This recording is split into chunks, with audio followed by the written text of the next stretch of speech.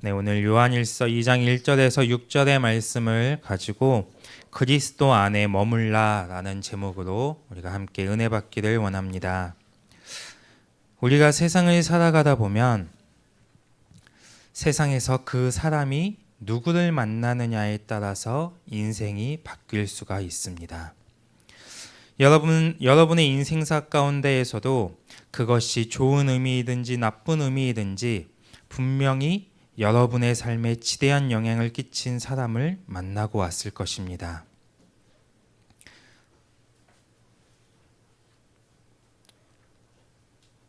제가 말씀드린 적이 있죠. 초등학교 때 왕따를 당했던 이유. 네, 선생님을 잘못 만나서 그 한 사람의 영향으로 제가 잠깐 왕따를 당했던 적이 있습니다.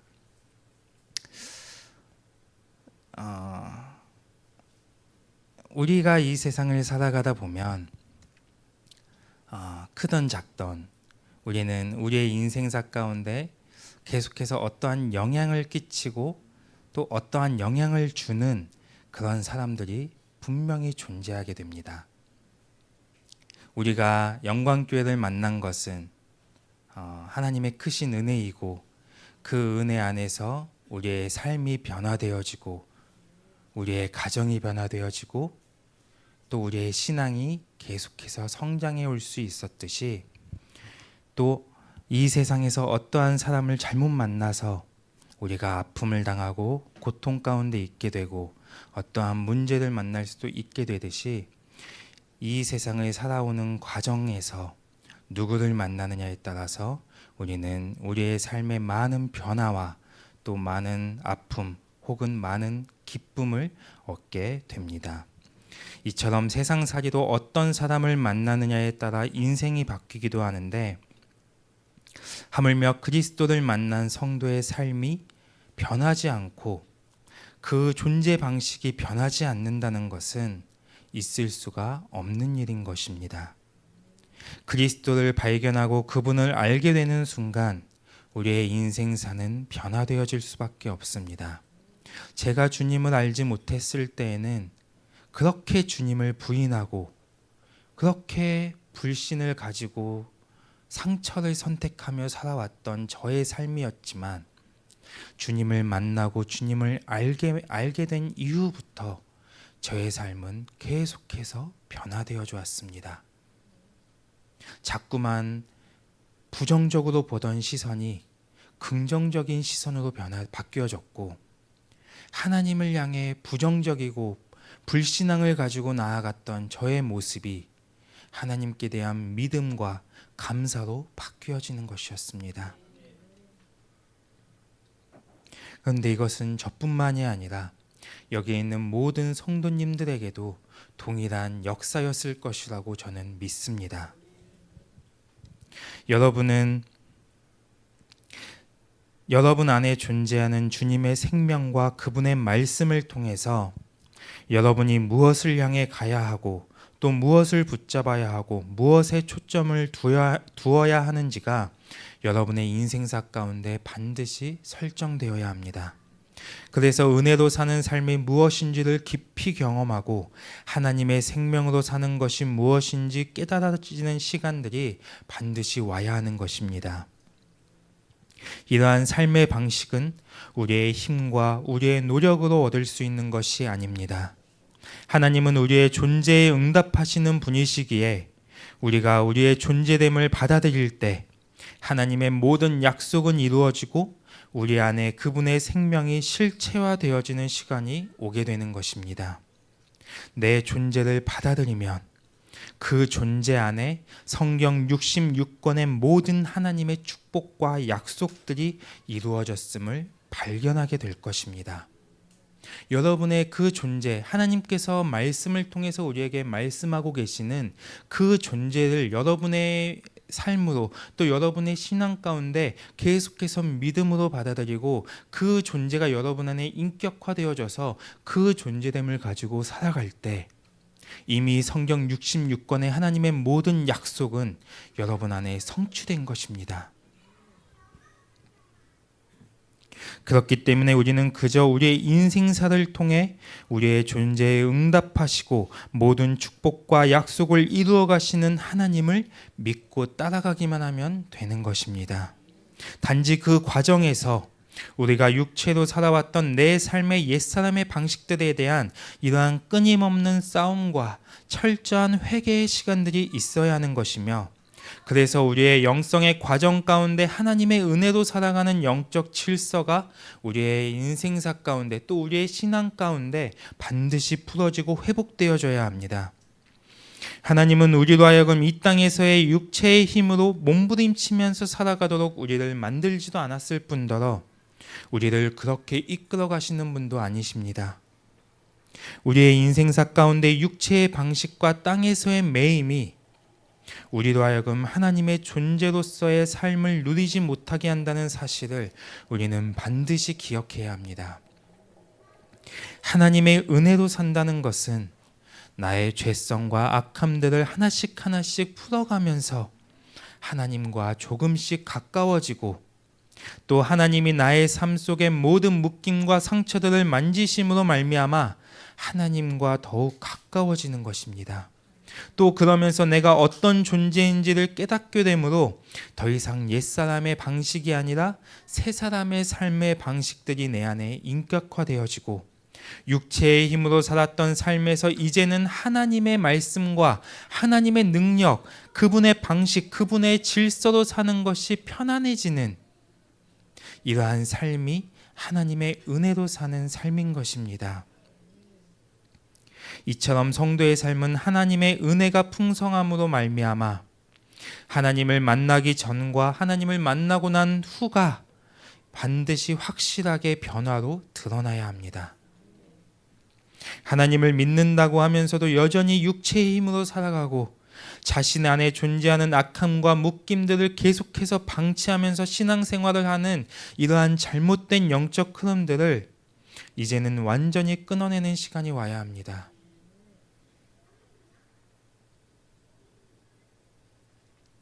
그래서 여러분의 인격이 옛사람의 방식에서 새사람의 방식으로 바뀌어지고, 여러분의 인생사가 육체 중심의 삶에서 은혜 중심의 삶으로 바뀌어지고, 여러분의 신앙이 개인주의적 신앙에서 교회 중심, 공동체 중심의 신앙으로 바뀌어져야 합니다.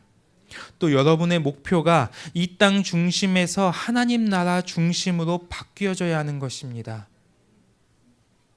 우리는 오직 하나님께 소망을 두고 하나님 나라를 바라보며 이 땅에서 온전한 믿음으로 살아갈 수 있는 그 시간을 우리의 신앙과 우리의 인생사 가운데 반드시 열어야 합니다. 이것은 하나님을 믿고 하나님을 만나게 되면 우리가 풀어야 하고 우리가 살아가야 할 너무나 당연한 질서입니다. 이 땅을 창조하시고 모든 것을 통치하고 다스리시는 하나님을 만났는데, 그 하나님이 나와 함께 하시는데, 그럼에도 우리가 변화되지 않을 수가 없는 것입니다. 슬럼프 같은 것은 이 세상의 힘으로, 자기의 힘으로 살아가는 사람들에게나 존재하는 것입니다. 하나님의 힘과 능력으로 살아가는 사람에게는 슬럼프가 있을 수 없고, 그 신앙의 여정 가운데 멈춰지는 시간이 있을 수 없는 것입니다. 그것은 내가 하나님을 붙잡고 있지 않기 때문에 오는 것이고, 내가 하나님의 말씀으로 살아가지 않기 때문에 오는 것입니다. 그것은 슬럼프라고 말할 수 없고, 내가 하나님으로 살아가고 하나님의 말씀을 붙잡고 그분의 말씀에 순종하여 절대적으로 따라갈 때, 하나님께서는 우리의 인생사의 모든 순간순간을 변화시켜 가시고, 그 순간순간마다 하나님은 역사하시며 하나님은 일하고 계신다는 것을 반드시 기억하시기 바랍니다. 오늘 본문 1절에서도 하나님이 사도 요한을 통해 우리에게 이 말씀을 주고 계시는 이유를 우리로 하여금 죄를 범하지 않게 하려 함이라고 말씀하고 있습니다. 여기 죄를 범하지 않게 한다는 것은 단순히 죄를 안 짓는 것에 목적을 두고 있는 것이 아니라 예수 그리스도로 말미암아 우리의 모든 죄가 사해졌음을 믿는 그 믿음이 결코 흔들리지 않아야 하며, 그 믿음 안에서 우리가 죄를 선택하지 않는 삶을 살아가야 한다는 것입니다. 요한일서 3장 9절에 보면 하나님께로부터 난 자마다 죄를 짓지 않는다고 말씀합니다.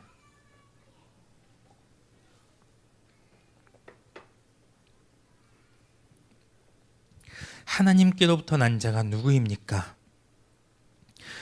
그리스도께 속한 자들이고 확실한 복음 안에서 온전한 말씀의 질서를 가지고 그에 합당한 새 사람의 삶을 사는 자들인 것입니다. 그리스도께 속한 자들은 결코 자신의 죄를 방치하지 않으며 의에 대한 견고한 믿음을 가지고 계속해서 그의 삶을 살아갑니다. 온전한 말씀의 질서를 가진 자들은 결코 죄를 선택하는 삶을 살아가지 않으며 하나님의 선하심으로 자신의 인생사를 열어가는 것입니다. 그러니까 우리의 인생사 가운데 내가 죄를 선택하고 있다, 계속해서 그 죄를 포기하지 않고 있다, 놓지 않고 있다, 이것이 악한 것이고 하나님이 기뻐하시지 않는 것이라는 것을 알면서도 계속해서 그 행위를 하고 있다는 것은 내가 그 순간에 하나님을 붙잡지 않고 있는 것입니다. 하나님께 속한 삶으로 나아가고 있지 않는 것입니다. 하나님의 말씀의 질서가 내 안에 있으면, 그 말씀의 질서로 오늘 하루를 살아가면 나는 결코 죄를 선택하는 삶을 살아가지 않습니다. 죄를 선택했다 할지라도 즉각적으로 그것을 내려놓습니다. 하나님 앞에 회개합니다. 그리고 다시 하나님의 선하심이 나의 삶을 인도해 가실 수 있도록, 하나님의 선하심의 그 역사가 내 삶에 끊어지지 않을 수 있도록 계속해서 하나님 앞에 나아갑니다. 하나님을 믿고 하나님의 말씀을 듣는 사람에게 드러나는 증거는 그 사람의 인생사 가운데 죄를 선택하지 않기 위한 처절한 몸부림이 있으며 의로운 존재로서 오직 진리로 인도함을 받고 은혜 안에서 하나님으로 만족하는 삶을 살아간다는 것입니다. 우리는 오직 하나님의 말씀과 뜻에 집중하고 그분의 의를 선택할 수 있어야 합니다. 그래서 우리의 신앙의 여정 가운데 만일 죄를 짓는다 할지라도 우리가 결코 흔들려서는 안 될 것은 우리의 존재가 의인이라는 사실입니다.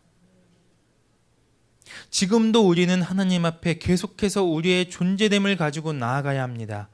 말씀을 듣는 이 시간에도 우리는 계속해서 의로운 존재로서 하나님 앞에 나아가야 하는 것입니다.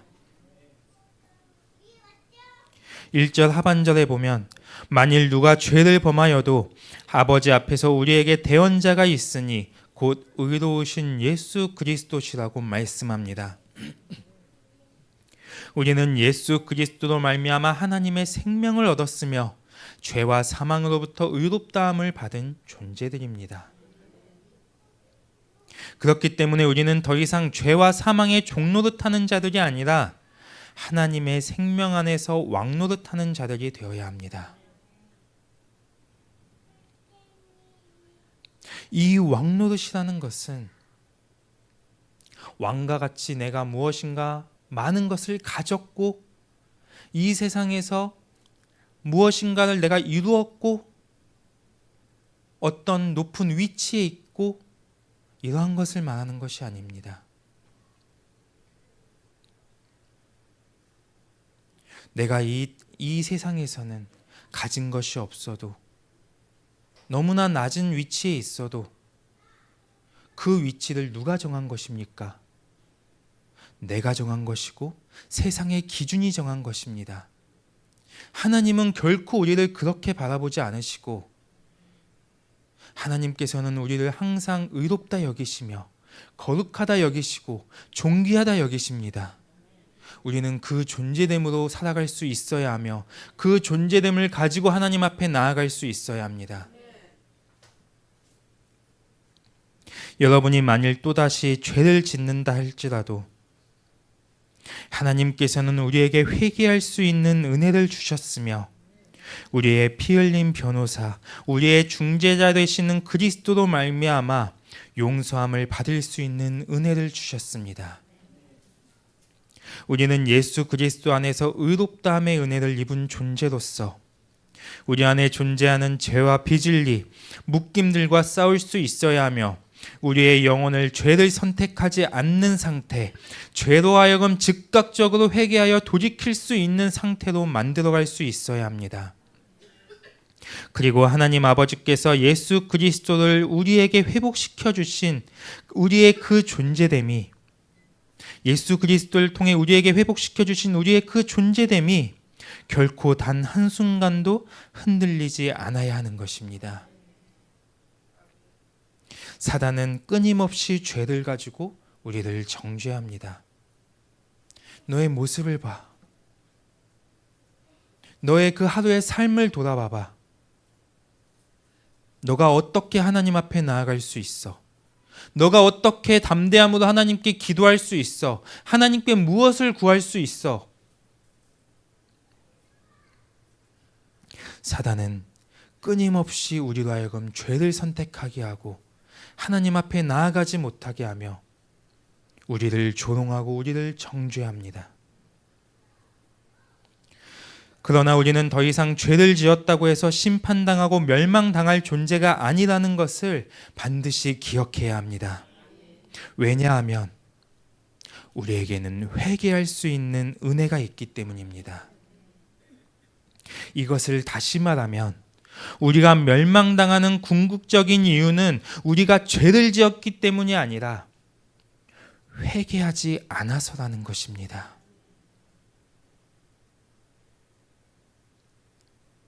주님은 우리의 모든 죄를 이미 십자가에서 삭제하셨습니다. 그 죄를 붙잡고 선택하는 것도 나고 그것으로 인해서 고통받는 건 나의 선택인 것입니다. 우리가 주님 앞에 의롭다함의 존재됨을 가지고 주님 앞에 나아갈 때 우리의 변호사 되시는 예수님은 우리의 죄를 기억하지 않으시고 우리를 변호하고 계십니다. 우리가 해야 할 것은 죄로 인해서 우리가 고통받는 것이 아니라 그 죄가 있다면 하나님 앞에 회개하는 것입니다. 용서를 구하는 것입니다.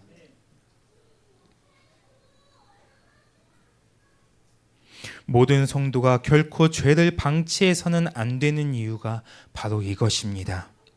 죄를 방치하는 순간 그것은 우리에게 합리화되어지고 마음이 완악해지고 죄를 더 이상 죄로 인지하지 못하게 되는 상태에까지 이를 수 있게 된다는 것을 모든 성도는 알아야 합니다. 우리 안에 자꾸만 내 상황과 내 기분, 내 감정, 어떠한 문제가 있다고 해서 그것에 숨어 합리화시키면서 죄를 선택하는 것들, 네가 나를 건드렸으니까 내가 너를 건드릴 수밖에 없어. 너가 나에게 이렇게 대했으니까 나도 너에게 이렇게 대할 수밖에 없는 거야.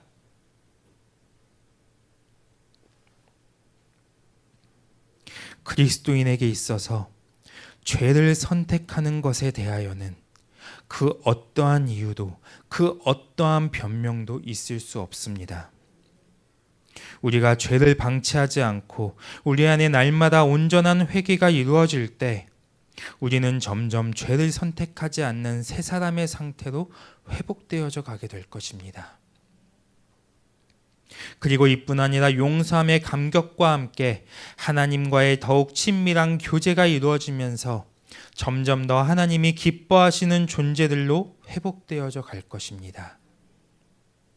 우리에게 있어서 회개할 수 있다는 것 자체가 하나님의 크신 은혜라는 것을 항상 기억해야 합니다.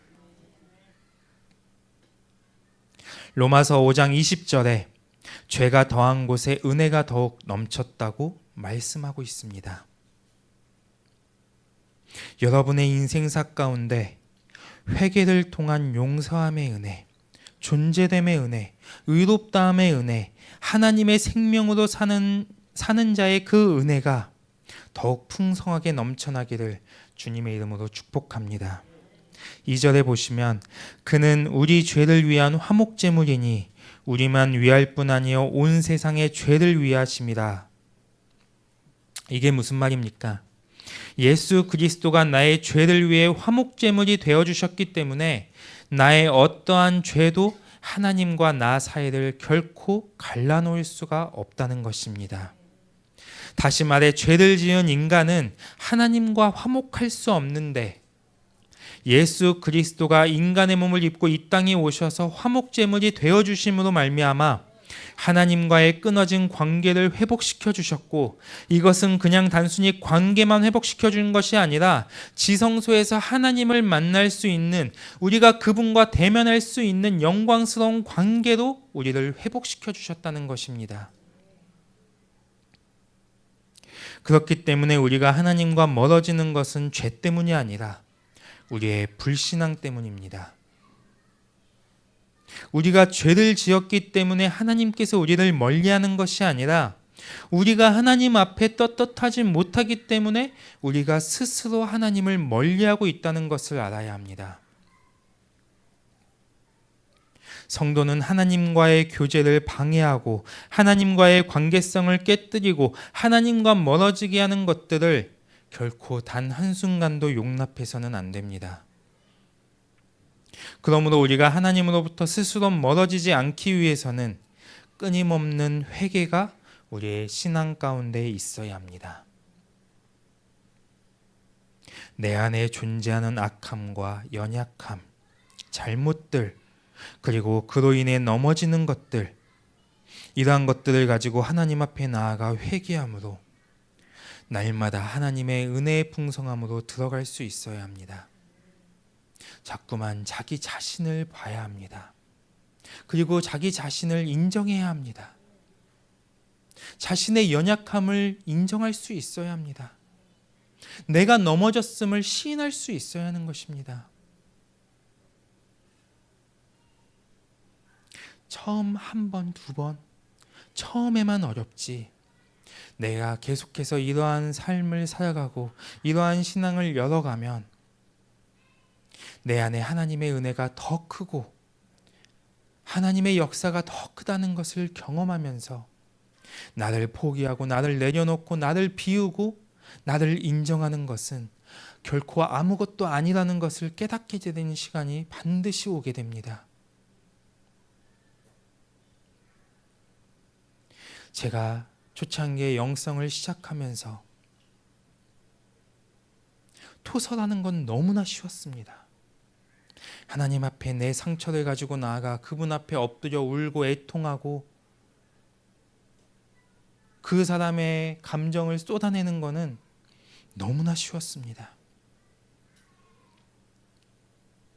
그렇게 토설이 이루어지고 난 이후에 하나님께서 저를 끌고 가시는 그 인도하심이 무엇이었냐면 이제는 그 사람에 대한 회개였습니다. 그 사람을 바라보며 내가 미워했고 용서하지 못했고 함부로 대했고 생각으로 죄짓고 마음으로 죄짓고 때에 따라서는 말로 함부로 했고 행동으로 함부로 했던 그러한 것들을 하나님께서 저에게 떠올리게 하시는데 그건 제가 한 번에 받아들이지 못했었습니다. 왜냐하면 자꾸만 변명이 나오는 것입니다. 나를 이렇게 했으니까, 내 상황이 그랬으니까, 내 환경이 그랬으니까.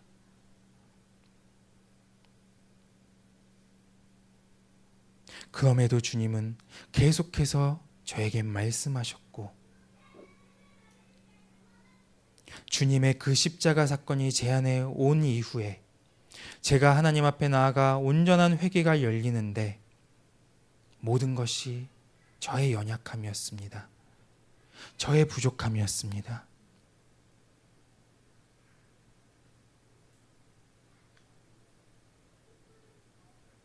자꾸만 우리는 우리의 시선을 다른 사람에게 두고 어떠한 환경에 두고 어떠한 문제에 가져가는 것이 아니라 우리의 모든 시선을 하나님께 둘 수 있어야 합니다. 하나님의 기준에서,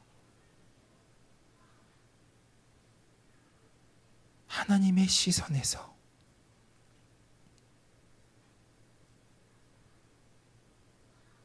하나님의 질서에서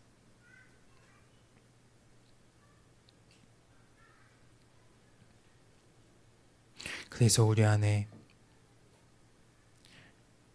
그러한 상처들이 치유되고 고통이 사라지고 아픔이 사라지고 내가 이제는 내 심령이 깨끗한 상태가 되어 하나님께 마음껏 나갈 수 있는 그 하나님의 은혜의 풍성함이 우리의 인생사, 우리의 신앙, 우리의 삶 가운데 반드시 열려야 합니다. 3절에 우리가 그의 계명을 지키면 이로써 우리가 그를 아는 줄로 알 것이요. 이렇게 하나님의 은혜로 살아가는 사람은 죄를 선택하지 않기 위한 몸부림과 함께 하나님의 계명을 지키는 것에 힘쓰게 됩니다. 여기에서의 계명은 우리가 지키고 싶으면 지키는 선택적 요소가 아니라 우리가 반드시 지켜야 할 하나님의 명령입니다. 그렇다면 우리가 지켜야 할 하나님의 계명, 우리가 반드시 지키고 순종함으로 우리의 삶과 우리의 신앙 가운데 실체화시켜야 할 하나님의 명령이 무엇인지 우리가 한번 살펴보길 원합니다. 그것은 요한일서 3장 23절에서 말씀해주고 있는데,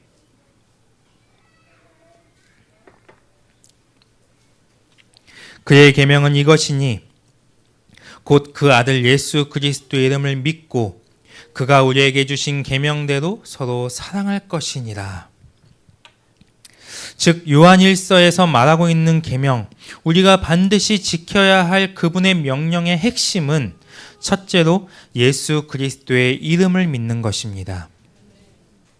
여기에서 믿는다라는 말은 헬라어 원문의 뜻에 입각해서 신뢰하다, 의지하다, 인정하다라는 뜻을 가지고 있는데, 그러니까 여기에서 예수 그리스도의 이름을 믿는다는 것은 예수 그리스도의 존재 자체를 내가 받아들이고 그분의 십자가 사건을 믿고 내 안에 온전히 가져오는 것입니다. 그리고 더 나아가 전적으로 예수 그리스도만을 신뢰하고 의지함으로 내가 하나님께 나아가는 삶을 살아가야 한다는 것입니다. 예수 그리스도가 이 땅에 오신 목적은 우리를 의로운 존재로 만들어 하나님께로 인도해 주시기 위함입니다. 즉 우리가 예수 그리스도만 의지하고 신뢰한다면 예수 그리스도는 우리를 끊임없이 하나님께로 인도해 주신다는 것입니다. 그리고 예수님의 인도함을 받는 우리는 죄를 선택하지 않고 오직 하나님이 기뻐하시고 하나님의 온전하신 뜻에 집중하게 되는 것입니다. 이것이 우리가 계명을 지켜야 하는 첫 번째 이유입니다. 여러분의 모든 힘이 빠지고 여러분이 예수 그리스도만 의지하게 되는 시간이 오기를 바랍니다. 둘째로 서로 사랑해야 합니다. 요한일서 15장 12절에서도 보면 내 계명은 곧 내가 너희를 사랑한 것 같이 너희도 서로 사랑하라고 말씀하고 있습니다. 사랑은 하나님께로부터 시작되었고 그 사랑의 본질이 우리에게 생명을 주시기 위해 예수 그리스도를 화목제물로 보내주신 하나님의 절대적이고 무조건적인 사랑입니다. 이것이 사랑의 시작이고 완성이며 성도는 하나님이 우리를 사랑하신 것과 같이 우리도 서로 사랑하는 자들이 되어야 합니다.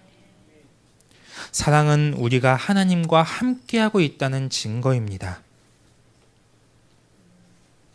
하나님은 사랑 그 자체이시고 사랑은 하나님께 속한 것이기 때문에 우리가 서로 사랑하는 것은 내가 하나님께 속한 삶을 살아가고 있다는 증거이며 하나님과의 교제가 이루어지고 있다는 증거이고 하나님이 내 안에 내가 그분 안에 거하고 있다는 증거입니다.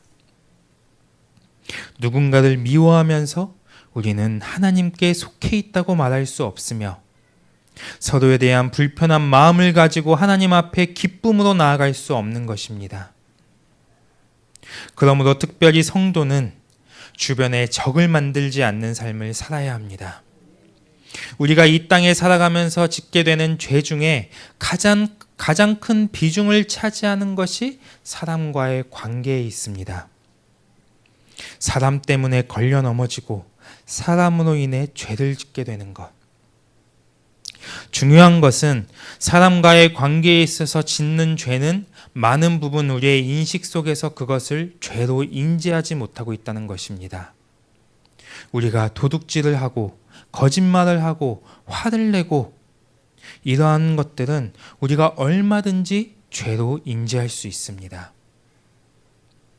하지만 뒤에서 수군거리고 누군가를 판단하고 미워하면서 생각으로 짓는 죄, 마음으로 짓는 죄, 이러한 것들은 많은 부분 우리가 죄로 인지하지 못하고 회개하지 못한 채 지나가 버리게 되는 경우가 많습니다.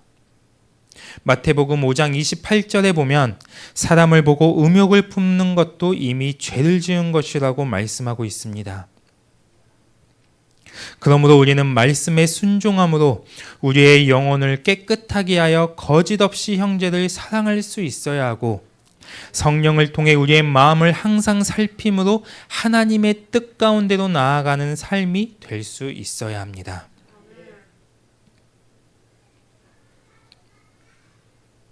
그래서 우리의 생각이 깨끗해지고 감정이 깨끗해지고 우리의 의지가 진리를 따라 움직여지므로 예수님이 이 땅에 오셔서 우리를 사랑하셨던 것과 같이 우리도 예수님과 같이 서로 사랑하는데 부족함이 없어야 합니다. 가정에서도 마찬가지입니다. 부부가 싸울 때 서로 미워하는 마음, 서로 그 사람의 연약함과 부족함과 허물을 계속해서 파면서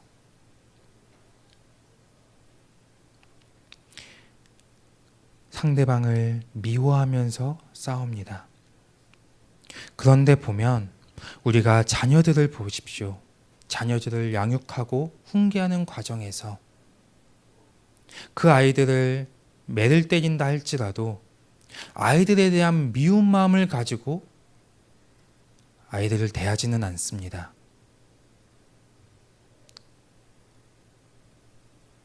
싸우더라도 사랑의 마음으로 싸우십시오. 불가능한 게 아닙니다. 네, 그렇잖아요. 아이들을 혼낼 때 미워 죽겠어서 혼내십니까? 잘못은 했지만 그 아이에 대한 사랑의 마음이 있기 때문에 혼을 냅니다. 그런데 부부간에는 보면 미움이 가득해서 싸워요.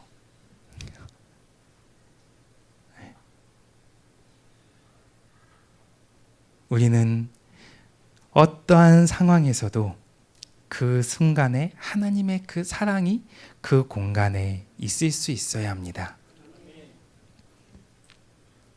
불가능한 게 아니에요. 안 싸우는 게 가장 좋지만, 네, 싸우더라도 미워하는 게 아니라 상대방을 긍휼히 여기는 마음, 사랑하는 마음, 조금 더 발전했으면, 조금 더 믿음으로 섰으면 하는 그런 마음으로 서로에게 다가가시기 바랍니다.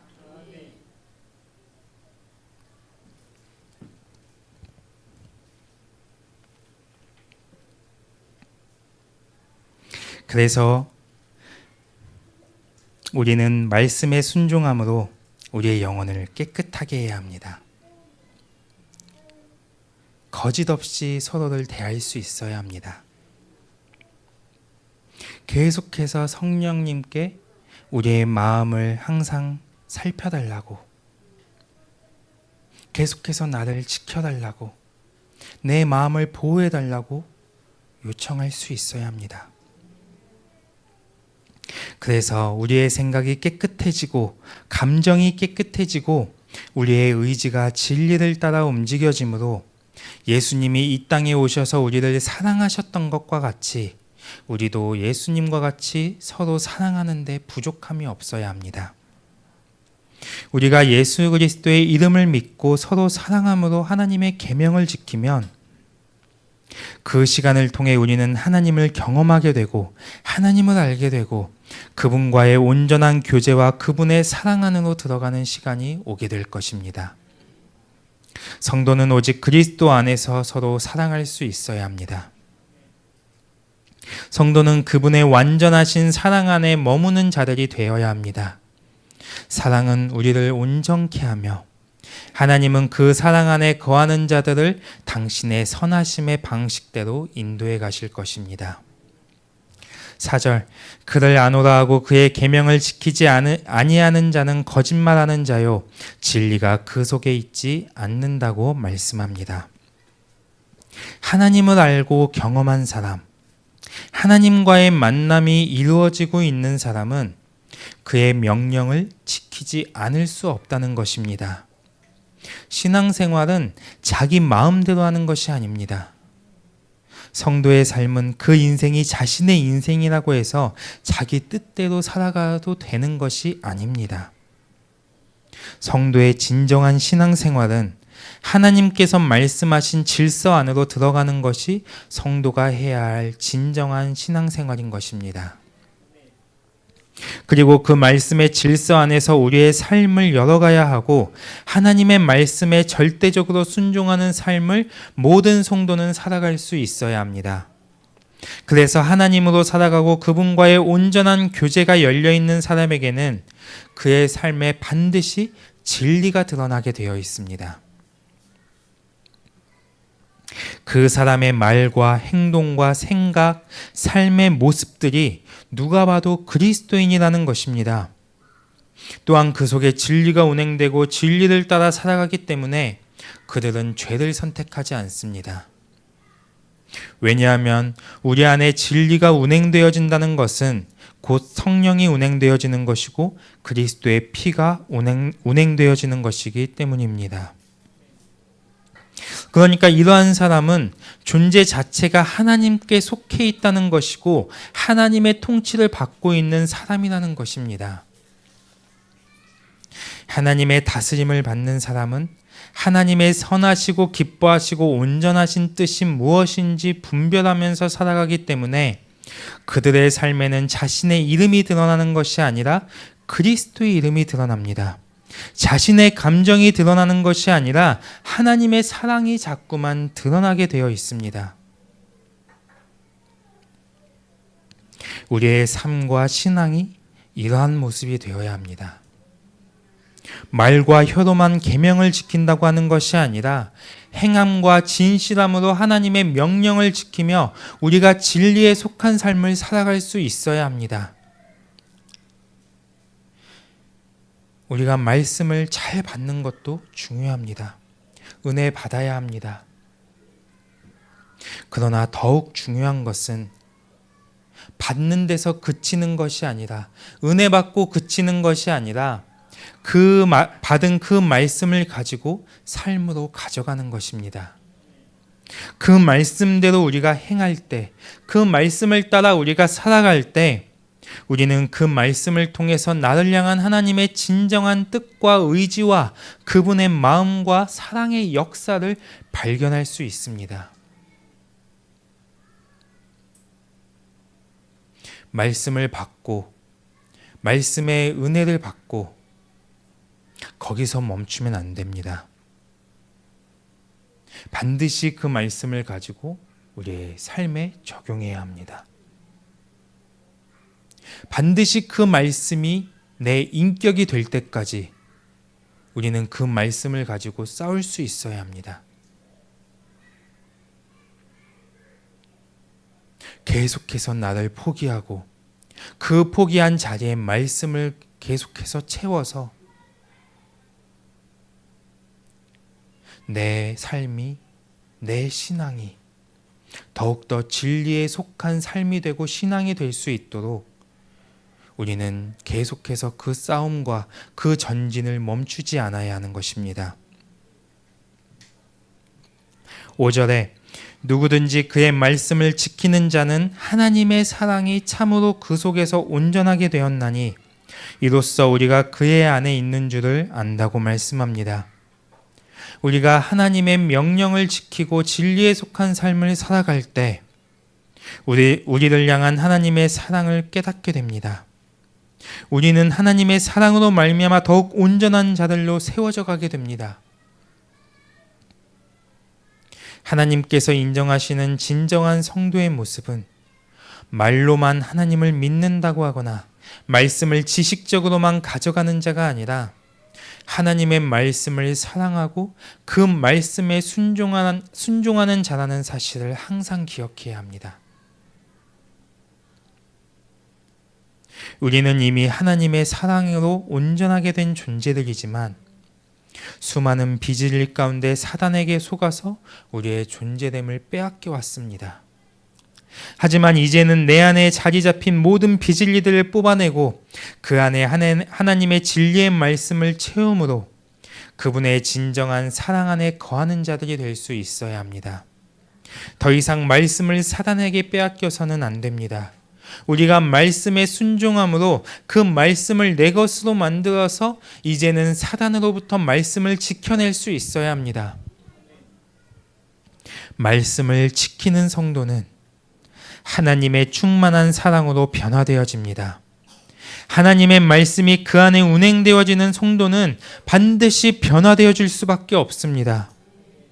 왜냐하면 하나님의 모든 축복과 사랑이 말씀 안에 있기 때문입니다. 우리의 죄를 위해 예수 그리스도가 이 땅에 오셔서 십자가를 지셨습니다. 이 사건은 하나님이 우리에게 베푸신 가장 큰 사랑인 것입니다. 그러면 이 사랑을 우리가 어떻게 알고 어떻게 느낄 수 있습니까? 말씀을 통해서 알 수 있는 것입니다. 말씀을 믿기 때문에 우리의 사건으로 오는 것입니다.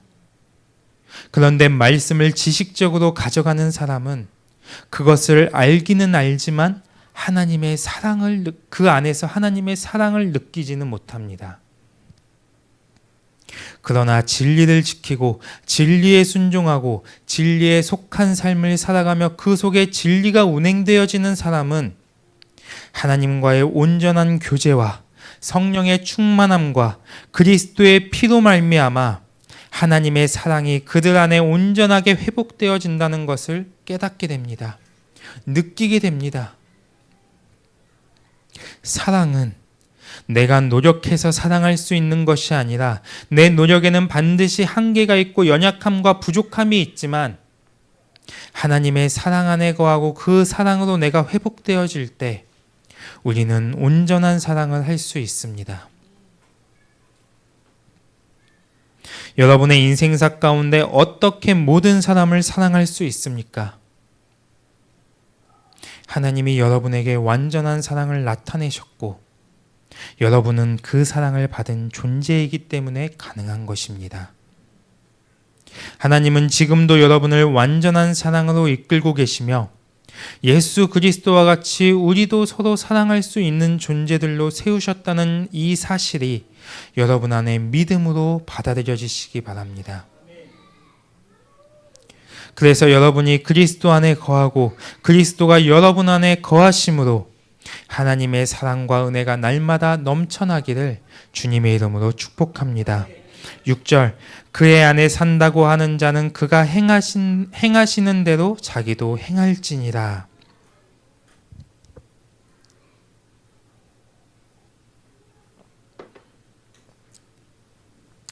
여기 그의 안에 산다라고 하는 말은 원어적으로 그의 안에 머물다라는 뜻입니다. 성도는 그리스도 안에 머무는 삶을 살아가야 하며 하나님의 말씀을 마음에 담아 그 말씀에 순종하는 삶을 살아갈 수 있어야 합니다. 여러분이 오직 그리스도 안에 머물러 살아갈 때 우리는 생명을 공급받고 우리의 인생사 가운데 진정한 열매를 맺을 수 있습니다. 그러므로 우리의 삶과 우리의 신앙생활은 주님이 다시 오시는 그날까지 끊임없이 하나님의 말씀을 지키며 순종하고 날마다 그리스도를 내 안에 받아들이면서 순간순간마다 그리스도를 선택하는 이러한 삶과 신앙이 되어야 하는 것입니다. 그래서 여러분의 성품과 인격과 사고와 행동 하나하나가 계속해서 그리스도를 닮아감으로 여러분이 그리스도와 같이 말하고 그리스도와 같이 행동하고 그리스도와 같이 생각하는 자들이 되어야 합니다. 사랑하는 성도 여러분, 우리는 하나님을 떠나서 살 수 없고 진리를 거슬러 살아갈 수 없는 존재입니다. 하나님께서는 예수 그리스도 안에 당신의 모든 충만을 거하게 하셨다고 말씀하셨는데, 그러므로 우리가 그리스도 안에 머물며 그분의 온전한 말씀의 질서를 가지고 그에 합당한 삶을 살아갈 때 우리는 하나님의 사랑으로 충만해질 것이며 그분의 은혜와 평강과 모든 축복과 그분이 주시는 기쁨으로 또 그분과의 온전한 교제로 우리는 충만해질 것입니다. 그러므로 우리는 그리스도 안에 머물릴 수 있어야 합니다. 그리스도 안에 속할 수 있어야 합니다. 계속해서 말씀을 붙잡고 말씀의 인도함을 받고 말씀을 선택하고 믿음을 선택하고 그리스도를 선택하면서 우리의 모든 삶과 우리의 신앙을 열어가야 할 줄 믿습니다. 말씀을 마치겠습니다.